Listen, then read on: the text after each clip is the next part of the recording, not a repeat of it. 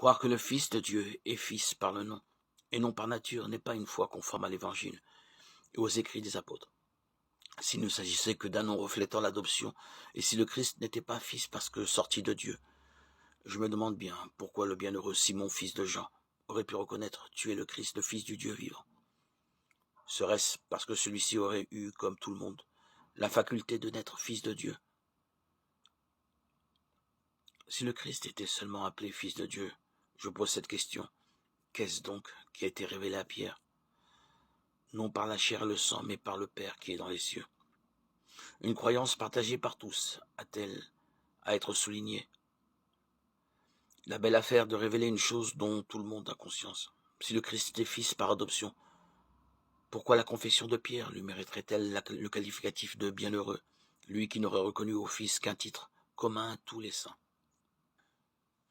Non, la foi de l'apôtre se hisse bien au-delà des limites de l'intelligence humaine.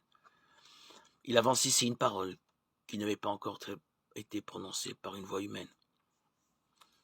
Tu es le Christ, le Fils du Dieu vivant. Car bien que le Christ, demeurant dans la chair, eût confessé qu'il était Fils de Dieu, c'est ici la première fois que l'apôtre reconnaît en lui la nature divine.